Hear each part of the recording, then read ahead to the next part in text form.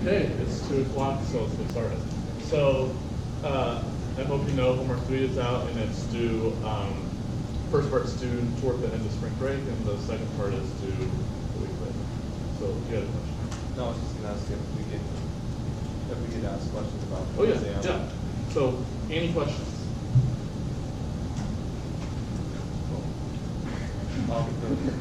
The regular grammar one? The Dougherty. Yeah, however you say that. Yeah. What was the annotation for that? It turns out it's just the reverse. Oh, is it? It's just a reversal, but you couldn't show that, like, you can't just say it's just a reversal. You have to prove that you're closed under reversal first, and it ends up being the reversal. Okay. For the NFA, if to do it directly, I'd have to think about it. But I think it's like somehow doing the transitions backwards.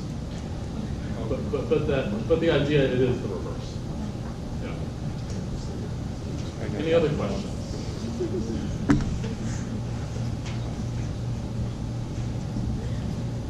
So we're trying to grade them as fast as we can. I only have 70-ish done. I'm trying to get them all done by Sunday, so don't worry, I'm working on it. You're here on you. Any other questions?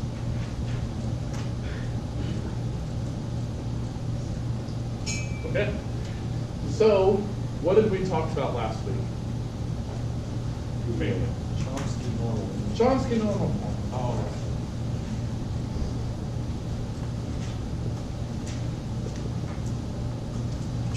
And so what is this Chomsky Normal Form?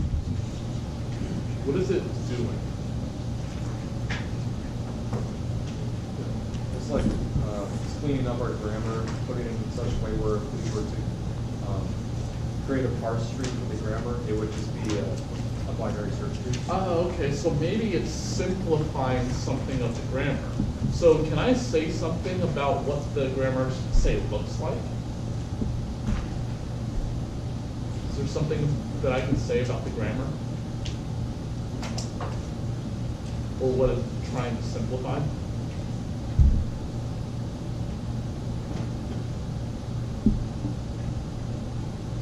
Is it simplifying the start variable?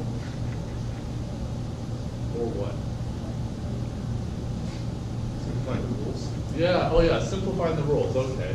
Well, since it's still a context-free grammar, I still have a variable on the left-hand side.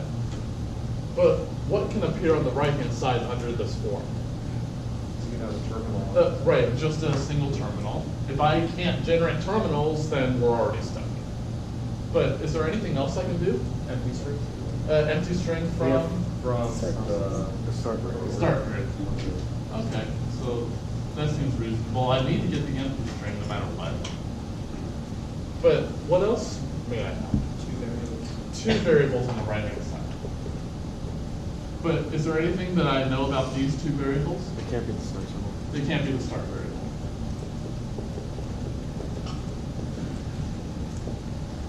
Okay.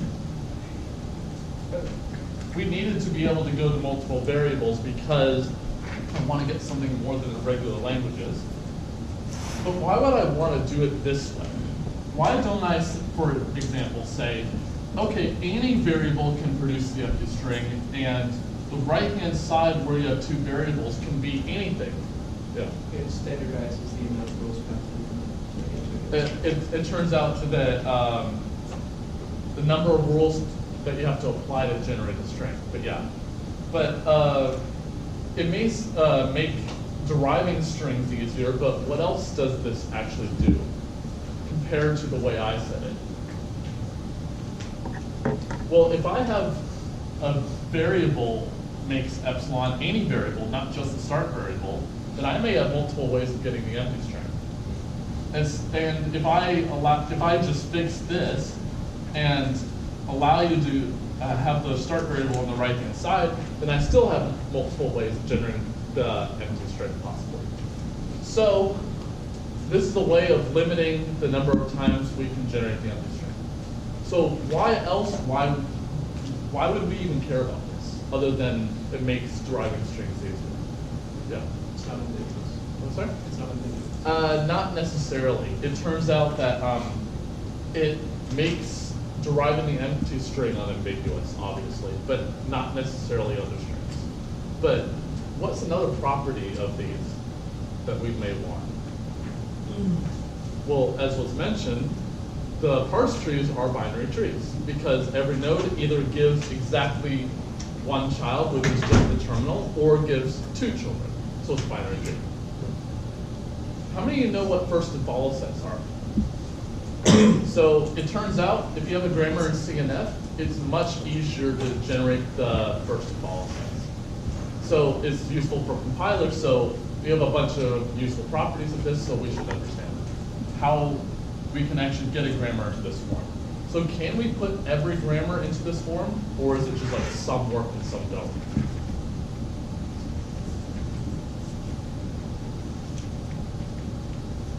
Does this work for every grammar to put it in this form? What's that?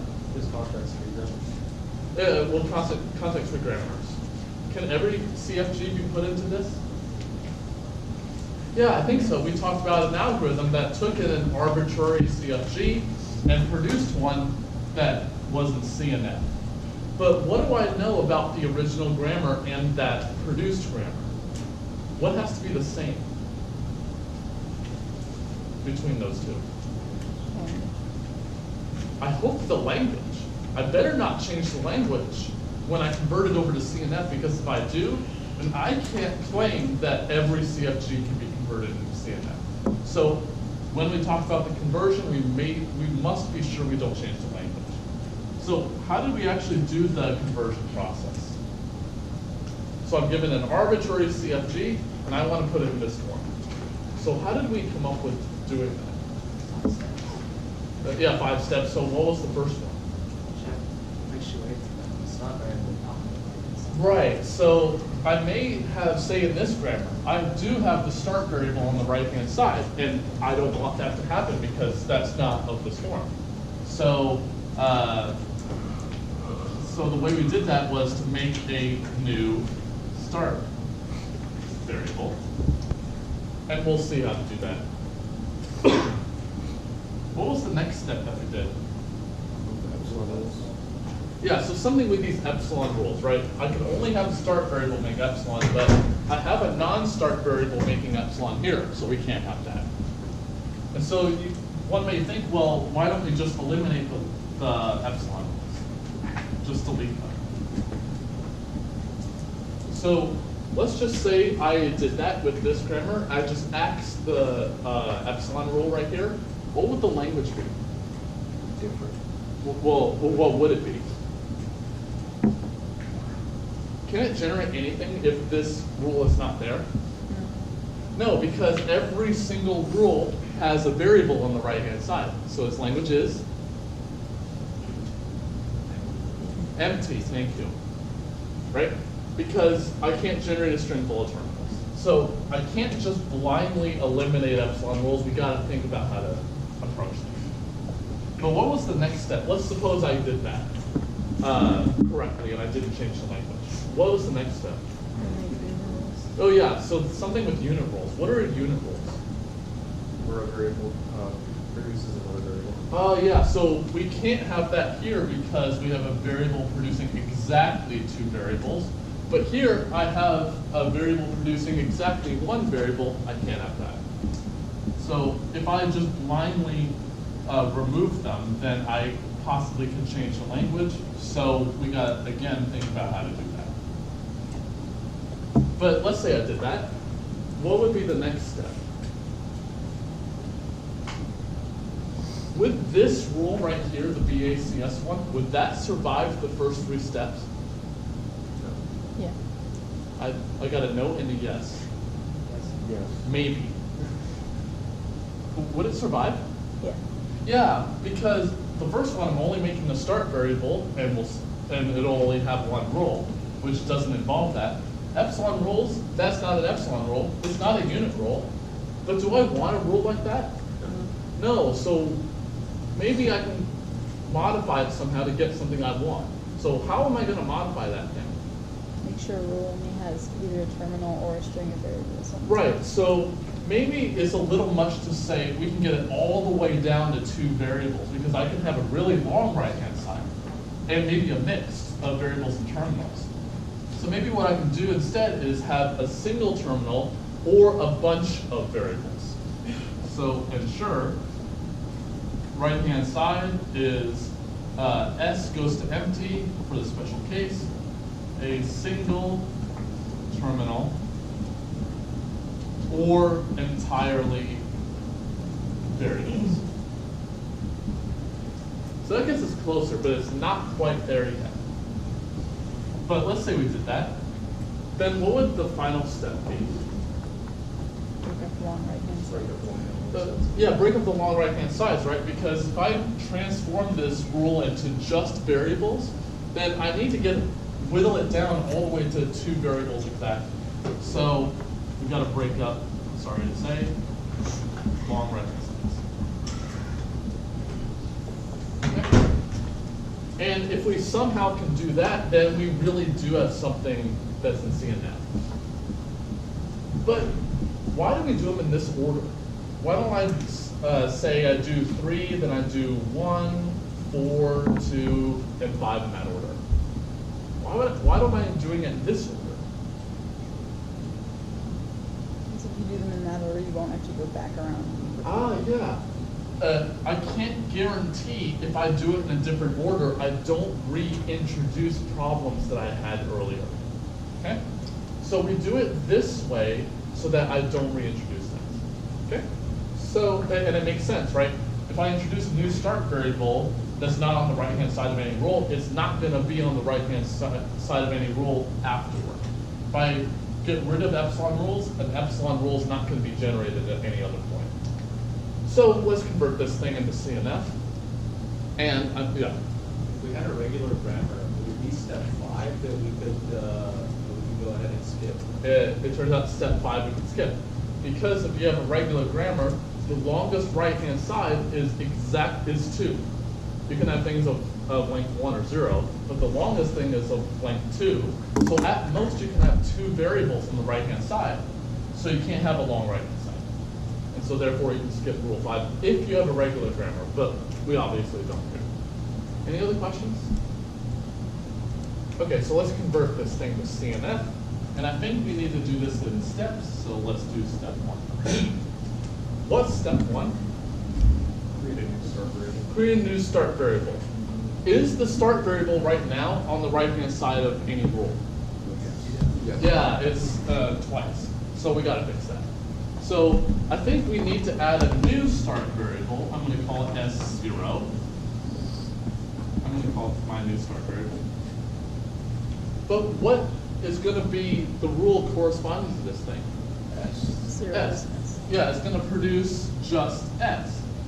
And why would we want this? Because I don't want to change the language. I want to do the derivations almost exactly the same as I did them up there. So are any of these rules going to change in this step? No, other than this one that I'm going to add, nothing else is going to change.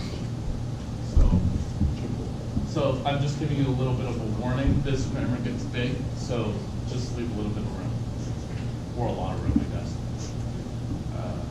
The ASA or the. Well, what's the thing that I need to check about once I did this? Start variable on the right-hand side. Well, that's true. It's obviously true. S0 is not on the right-hand side of any rule. But what do I need to check about this grammar in relation to the original?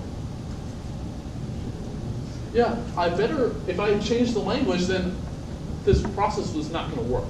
So let's see. Let's think about a derivation in this guy. Can I get a derivation in this grammar from the one up here? Well, whatever derivation's up here, it must start with S because it's the start variable. Well, I know what the derivation is from S. Do I know how to get to S from S0? Yes. Yes. Yeah, I just apply S0 goes to S, then whatever derivation it was before. Okay, well what about the other way?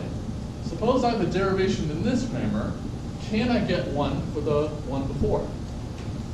What does every derivation of this grammar start with? S0 goes to S, right? So I know what to do once I get to S, so what I can do is just take off S0 goes to S, and the resulting derivation is 1 in here. So I really do have the same language here, because the derivation here implies 1 here, the derivation in here implies 1 here. So I get the same language. Any questions about that? Okay, well what's step 2? Eliminate epsilon rules. Eliminate epsilon rules. And as I just mentioned a few minutes ago, I can't just blindly eliminate epsilon rules. I can't just delete them. So I put this in quotes because there's a better word that I think you should think about, which is you should simulate epsilon rules instead of just eliminate. Well, let's see. What is the way that we were able to find what things generated epsilon? Well, it's clear that A makes epsilon, but can anything else make it? So what are those variables that can make epsilon? Nullable variables, right? So our goal is to find nullable variables. So the ones that can either directly or indirectly produce the empty string. Okay. Well, it's clear that A is, I'm going to keep a list here. So it's clear that A is a nullable variable because it produces epsilon directly. But is there any other nullable variable? S, right? Because if we look at the first rule, A is nullable, and everything on the right-hand side of that rule is nullable. It's only A, so S must be nullable too. Is anything else nullable? Ooh, sure. Well, I'll get back to B in a second. Is S0 nullable? Yes. Yeah, because S can produce the empty string. Oh, so can S0. So that's good. Is B nullable? Well, let's look at its rules. I know A and S are both nullable, so even if they produce the empty string, this rule will still have a single terminal on it, so this rule won't work. What about this one? Well, I don't already know if B is nullable, so I can't say that it is, but even if it were, this rule wouldn't help me because it's still at the terminal. So I don't think B itself can produce the empty string. So I think this is my final list. Okay. How am I going to use this list to help me? Well, maybe that word simulate can help here. Maybe what we can do is introduce other rules, because I don't want to change the existing rules. I want to keep the original language. But I introduce other rules such that I simulate the epsilon, as if that variable went to epsilon. Okay, well, let's see. So let's look at the first rule. Is S nullable? Yes. Yeah, because it's on my list. So I should add the case where S goes to epsilon, because I know it does, with empty there. Okay. So we're done with S0, that's good. Let's do this. So again, I'm going to keep all of the existing rules because these variables still could make something not the empty string, so I don't want to touch those at all. So AAA is still there, AA is still there, B is there. But now I got to look at the right-hand sides of these rules and see which ones are nullable. So is A nullable? Yes. Yeah, because it's on my list. So I got to look at the case where this A could drop out and these two could stay in. This middle one could drop out and these two could stay in. Oh, wait, how many possibilities is that? Well, I have two choices, stay in or stay out for this one. Independently two here, two here. How many is that total? 8, right? So I may have to, in general, add 8 rules. But the nice thing here is that they're all the same, so a lot of them will be redundant. So I need to handle the case where one A drops out and two of them stay in. So that's just AA. I need to handle the case where two of them drop out and one of them stays in. So that's just a single A. And I need to handle the case where all three drop out, in which case it's epsilon. And no, I'm not going crazy. I am going to delete that in a bit. But I'm looking at every single possible way that these variables could disappear. Okay, so we handled this one. What about this one? What rule should I add? Just a little A. Just little a, because I handled the case where the only variable here was present, so I need to have the one where it drops out. So that's just a single A. So I'm done with this one. What about this one? B's not nullable, so it doesn't B is matter. not nullable. And even if it were, I already handled the case for epsilon, so we're good here. All right, let's do A now. So again, the right-hand sides of existing rules are not changing at all. Now I'm just going to add rules. Which variables of this rule are nullable? A and S. Both of them, yeah. So how many rules in general am I going to have to add? I have two nullable variables. Two choices for each. 2 times 2 is 4. So I handled the case where both of them are in, so we need to add 3 more in general. So I need to handle the case where A drops out and S stays. So B, C, S. I need to handle the case where S drops out and A stays. So that's just B, A, C. And I need the case where both of them drop out, in which case it's B, C. Nice. So we're done with this one. Anything to do with this one? Nope. Nope, nothing yet. So now let's look at these rules. A, S, A, or B, B. Again, not changing anything. But how many possibilities are with the first rule? 4 again. 4 again, right? Because it's the same two variables. If I had, say, K variables that are nullable on the right-hand side, how many rules will I have to add? 2 times 2 times 2. I think that's 2 to the K in general. So if I had, like here, I had 3 variables that were nullable, I'd have to add 8 rules. 4, 16, etc. Okay? So here I gotta add the cases where A drops out and S stays. So SA. Need the case where S drops out and A stays. So AA.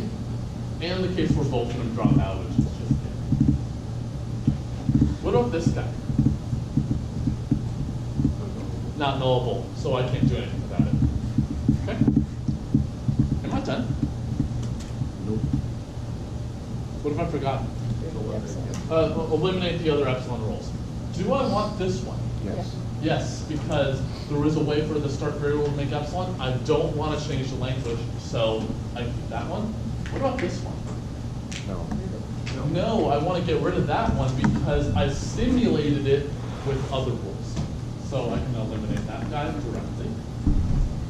This one, I think, is the same answer. So eliminate that. And there are no other ones. Cool. So we have fully eliminated the epsilon rules. But let's check. What should I check here? Then the language is the same. The language is the same. So let's see. If I chose a rule that wasn't epsilon on the right-hand side here, then that rule still exists here, so we're good. If I happen to choose a rule that had epsilon on the right-hand side, what happened here? Well, what happened is I created other rules for the cases of where it could drop out. So I don't change the language. Okay? Any questions about this? What's the next step? Unit rules. Unit rules, yeah, these things with the single variable on the right-hand side. All right, let's do that.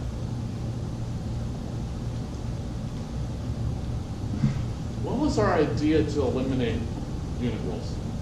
Quick graph. Yeah, so something with a graph. Okay, so what do the vertices say of this graph? The variables. The variables, okay. Let's do that. Well, that means I would have 4 vertices. S0, S, A, and B. What are going to be the edges of this graph?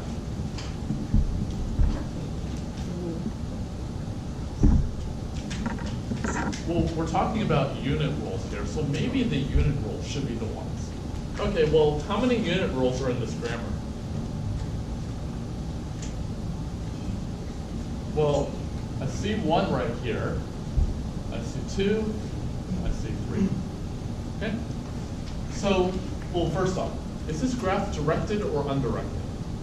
Directed. And so I'm going to add, therefore, 3 edges. So for S0 to S, what edge should I add here? From S0 to S in that direction. So I'm going to add an edge there. And then I see S to B and S to A, so I should add those edges as well. I'm sorry to say, very boring graph, but it's a graph nonetheless. So how am I going to use this graph to help me? How am I going to use it to help me? Add all the rules from Yeah. where the arrows go to where the arrows go. Oh, so what are these 2 vertices called? Starts with an L. Yeah, the leaves of this graph, right? Because they have in degree 1, I guess. So from the graph alone, can you say anything about A and B? Well, they have no outgoing edges. So are they involved in any unit rules? Oh, well, do they produce anything that's a unit rule? No. Okay, so maybe we can use that fact. Well, let's see. Let's look at the unit rules for S going to B into A. Well, maybe what we can do to shortcut this, so if I use S to B, then I'm just going to apply one of these guys anyway. So maybe what I can do is just copy the non-unit rules of B and A up to where they are, up to the unit rules themselves. Okay, that seems like a plausible idea. So I'm going to build this bottom up because I know B and A don't have any unit rules with them. So ASA, or BB, or SA, or AA, or A. A goes to BACS, or BCS, or BAC, or BC. Okay? Well, I think should I change any rule that's not a unit rule? No, I don't think that's a good idea because I don't want to change the language. I'm only trying to simulate the unit rules. Okay, so let's keep all of the existing non-unit rules. So it's these ones. So not B here, AA, or not A, or A. Okay, well, so now I gotta simulate S going to B. Well, maybe what we can do is just copy these rules up to here, just to simulate it. Okay, so that's what we're gonna do. ASA, or BB, or SA, or AA, and I already have little a, so I don't need to add it again. So I took care of the S to B edge, so that's done. What about the S to A edge? What should I do? Do the same thing, right? Because A is not involved in any unit rule, so just copy them up. So BACS, or BCS, or BAC, or BC. Okay, so we took care of that edge. Any edges left?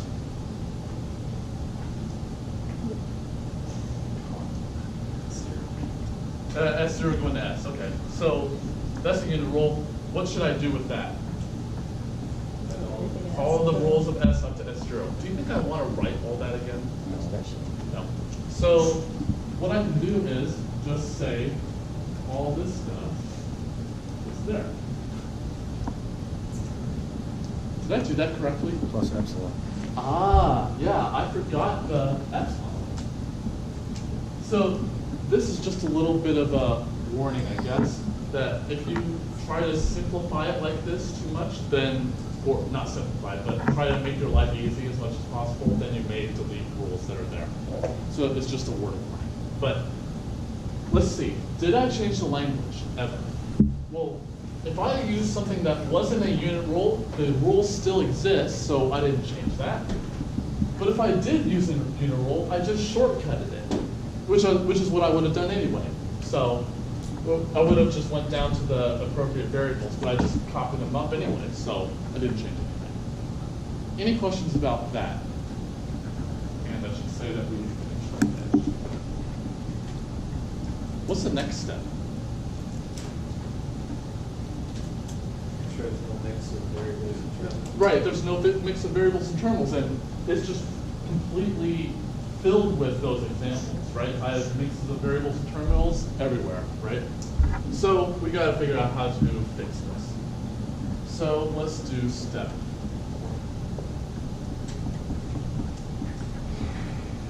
So how am I going to do that? Make sure there's no mix of variables or terminals. Maybe we can do that. Just basically turn each occurrence of a terminal into a corresponding variable. Okay, let's try that. So I'm going to make three variables. I'm going to call them u sub a produces a, u sub b produces b, and u sub c produces c. The subscript isn't entirely necessary, but it's just to make you think this variable produces a, just to make our life easy. Well, I can't just blindly put these variables in place of the terminals over here. Because, like, say, what happens here? What if I replace that with u sub a? You get a unit rule? Then I get a unit rule. But I just eliminated them. So I can't do it to things of length 1. So I got to do it to things of length at least 2. So let's do bottom to up again. So B is going to produce A, S, U sub A, and I promise I didn't do that on purpose. Or B, U sub B. Just a quick side note. Whenever I do CNF, I try to inject a little humor in saying that U of A is so incompetent they can only produce one character. So we handle the second one of B. We gotta do that one, U sub A, U sub A, and don't fix this one, because then you make a unit. And thankfully this will be the last time I write the whole grammar down. So don't worry about me taking 10 years to write this. So I'm just replacing so UB, UCS, or UB, AUC, or I should replace these two terminals because it has length 2. So I replace those. S goes to, and this is the big one, AAA, or U sub A, or don't change this one, or don't change that one, or another ASU, sigma, S, U sub A. Can any of you see a downside to CNF? Yes, forever. You have a ton of rules. Yeah. But that's okay. We don't really care about how long this takes, right? Other than my arms. All right, so then we can do the copy thing again. Okay. So I think I just transformed everything of length at least 2 to be entirely variables. Well, let's check again. What should I check? The language is the same? I didn't change the language. Well, let's see. If I applied a rule over here that, say, like B equals to little a, that was of the right form, either a single terminal or all variables, well, I didn't change that rule here, so we're good. But if I did apply the one that was changed, well, what happened is that that terminal got replaced by a variable, and that variable could only produce that single terminal. So I haven't changed anything. Okay? Any questions about this? So remember, of all things of length at least 2 that you're going to change with this step. Oh, but what's the final step? Break up long right-hand sides. Do I have anything here that's long, in a sense? Yeah, how would I check if something's too long? 3 or greater. Yeah, length 3 or more, right? Because if it's length 2, then I'm already fine. It's just the things of length 3 that are too long. Okay, so let's fix those.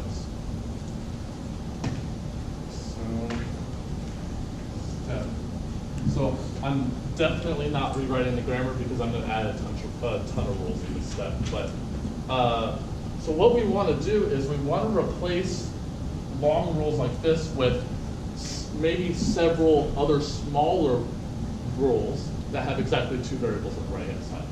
So let's look at, say, S0 goes to AAA because that is also in the S0 part. So S0 goes to AAA. I'm definitely going to delete that rule, but I should replace it with something else. So what am I going to do? Make a variable that goes to 2 variables. Ah, yeah. Well, I got to have the right-hand side of this guy be exactly 2. So maybe we can add another variable that goes to the first 2 variables here. So let's say I'm going to call it x1a, and then we're going to have, so x1's a completely brand new variable that hasn't been in the grammar before. And this variable is going to go to the first 2. Okay? Let's see. So what I should do here, but I won't for the interest of time, is make a brand new variable every single time. But I'm going to reuse them. And we'll see why I should make new ones in a bit. So let's see. I handled this guy. This one's already fine, this one's fine, this one's fine. Oh, this one I didn't fix. So S0 goes to A as use of A. Well, X1 makes A, and I don't see that here, so I gotta make a new one. So S0 goes to X2 use of A, and X2 goes to AS. Okay, that one's done. This one's already fine, fine, fine. Oh, this one's really long. So what am I going to do with this one?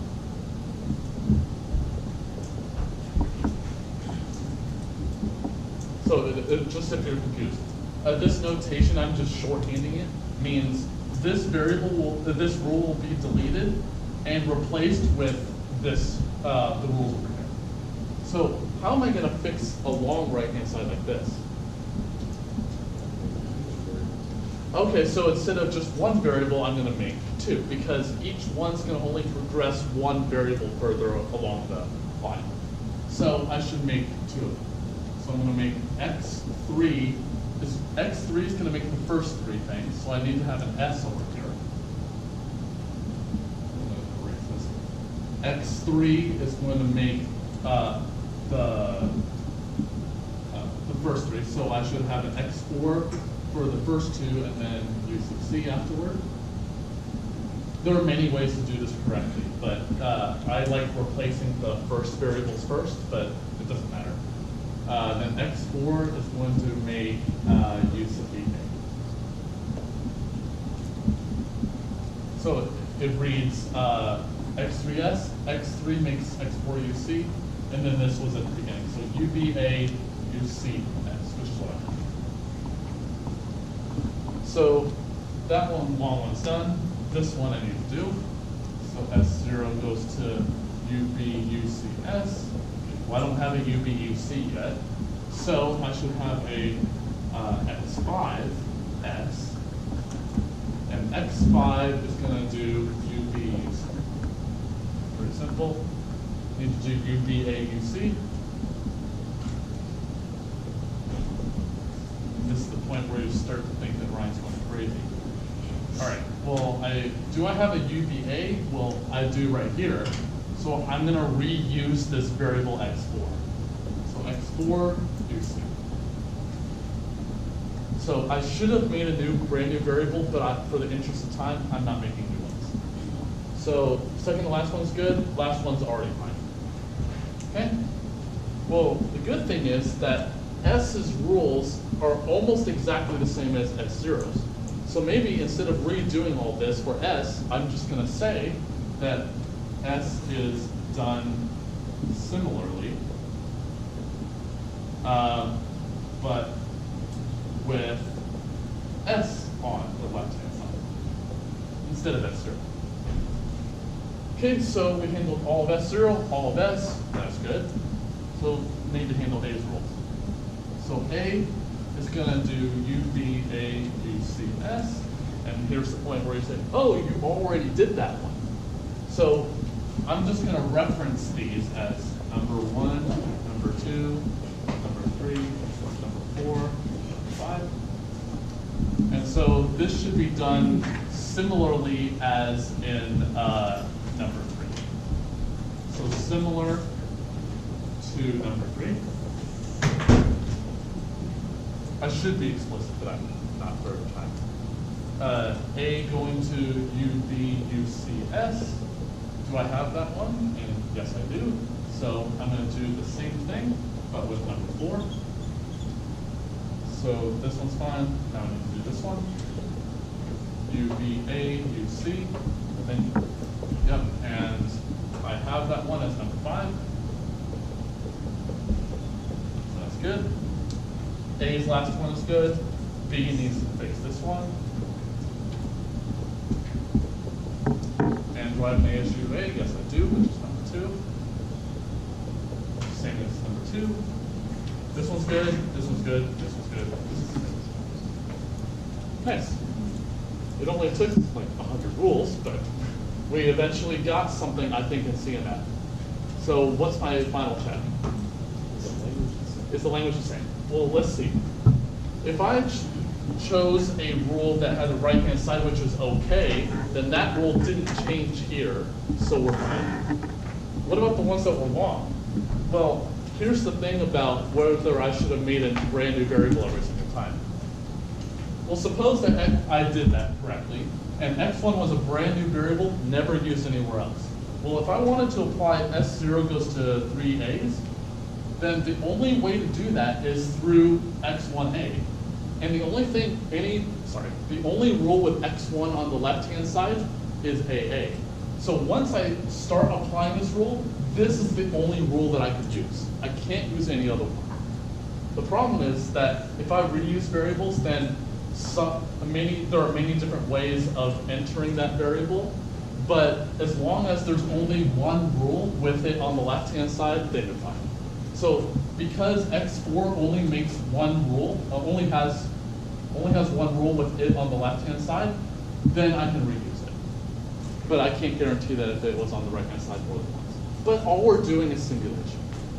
But I think we have something in CNF, which is good. Any questions about all that?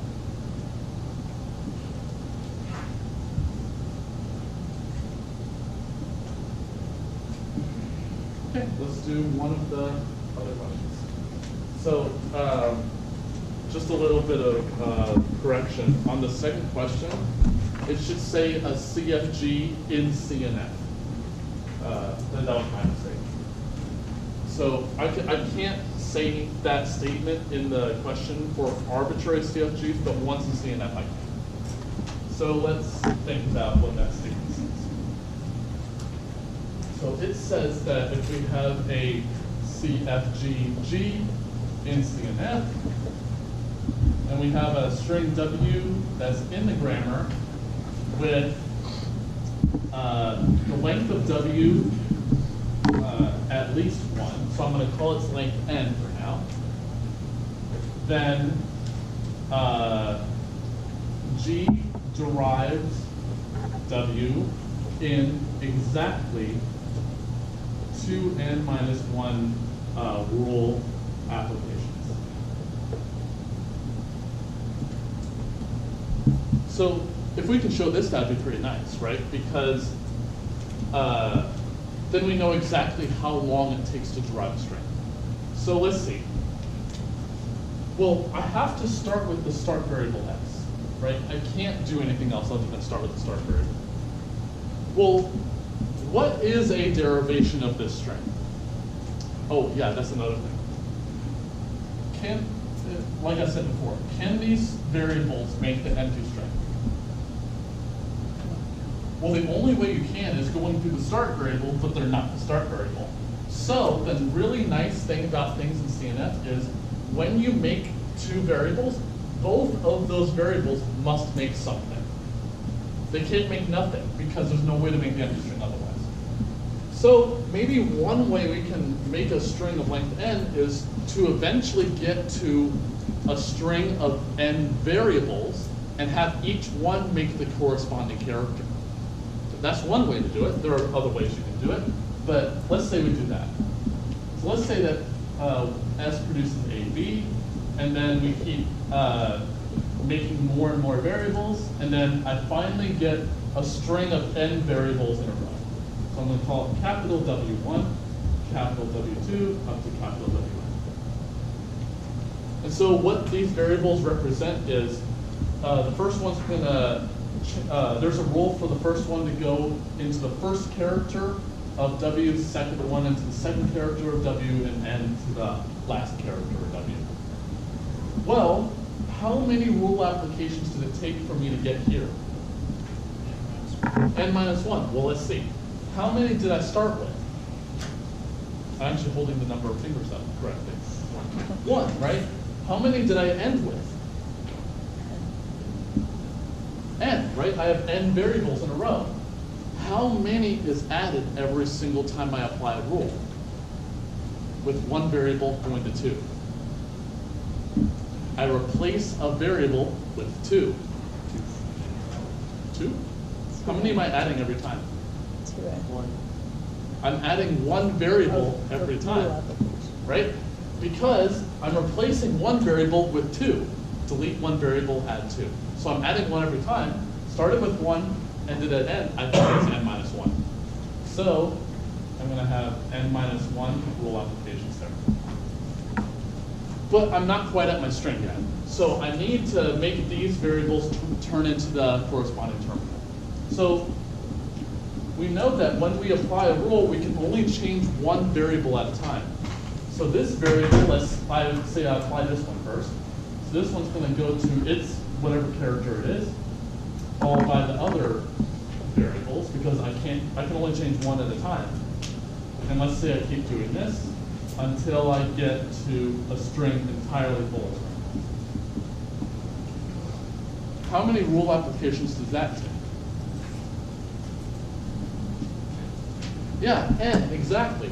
Because I have n variables, I can only make one turn it into its corresponding character one at a time, so it takes n times to do that.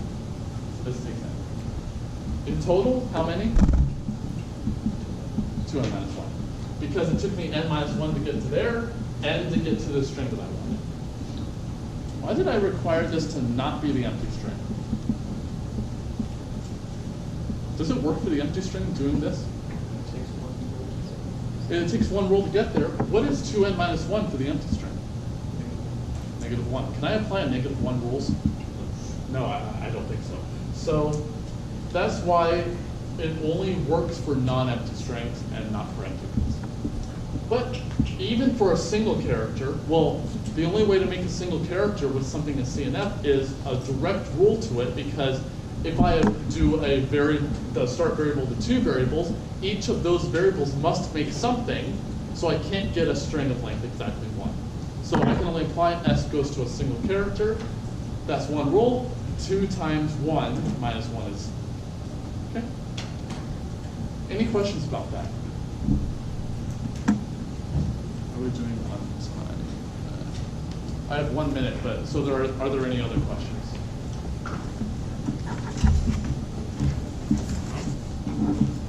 All right, I guess we'll see you after spring break.